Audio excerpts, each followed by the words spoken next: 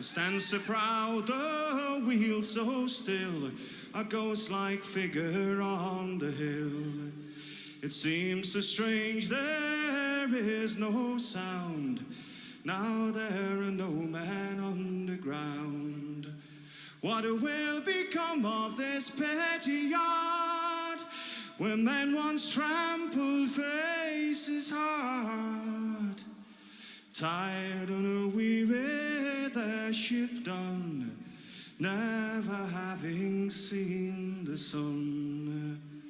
Coalfield, some very directly. I can see Terry here, I can see Carol, and your contributions are so much appreciated. I hope from the bottom of my heart that you feel this has done the whole experience proud.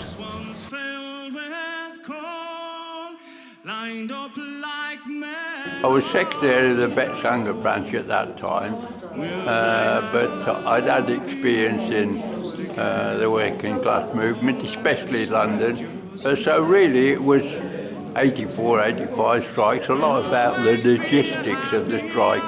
It's about fundraising, propaganda, and that's mainly my activities were within the London area, because Kent was a member of the South East region of the TUC, which encompassed London. So the work that goes on here at the Miners' Museum, and I've met a number of the volunteers, but also the various heritage centres in the Kent coalfield. I think we need to sing the praises of all those people. I'm here because my father, Peter Shepherd, worked at Tilmanston Colliery and was very involved with the WEA and trade union when he was younger. It's great to show how his life was in those days and to show what he contributed to the area. Something I think which is a legacy to all the mining communities. You notice the colours here in the exhibition, so we've got black and red. Those of you might recognise the colours, if only intuitively. Red has always been the colour, if you like, of change, progressive forces, the left. Black, the colours actually come from a novel, a French novel, written in the 19th century by Stendhal, and in French it's le rouge et le noir, the red and the black. It's about the struggle between progress and reaction. Thought, no, let's have something with a bit more of a feminine vibe, or a feminist vibe even, so it's green and a bit purple. Reminiscent a bit of the suffragettes. So it's moving across, if you like, to the women, and in 85, Case Uplift.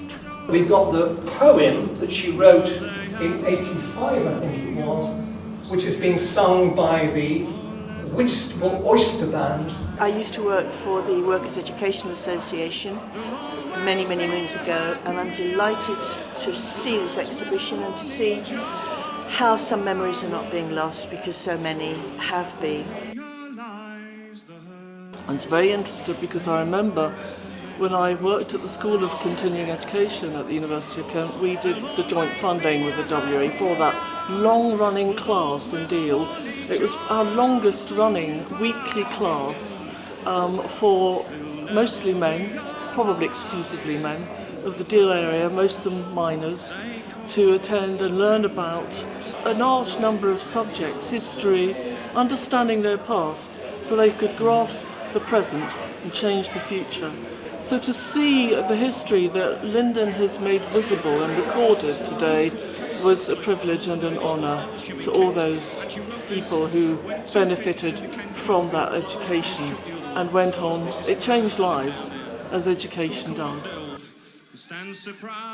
I think the significant thing about this exhibition is how it keeps alive a memory that many people have forgotten, and that is that Kent had an active coalfield. That coalfield supported a number of communities, and that was a very important feature of culture around Kent. And I think what we've got from today is a broader discussion around education as a process, and how workers' education in particular became part of the miners' experience and therefore became part of the community experience. 84-85 strike was probably my first bit to do with industrial action, and obviously we just wanted to get the message out that our pits were workable and they were profitable, so I became a flying picket and travelled quite a lot of the country as a striking miner. I didn't know Jack Dunn too well, but I met John Thurkle and I worked with Jack Collins, and I had a week with other coal miners in Ruskin College in Oxford during the miners' strike.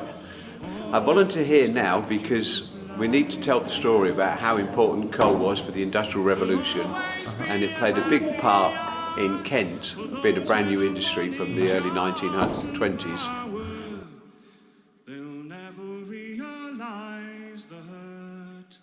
I'm hoping that it'll open a few more eyes and that'll encourage other people to contribute, because there's a wealth of experiences out there, and if museums aren't about anything, it is about recording those experiences, building on those experiences. One of the failures of our last 10 and 20 years is not understanding and appreciating what the mass movement, socialist and trade union movement did accomplish.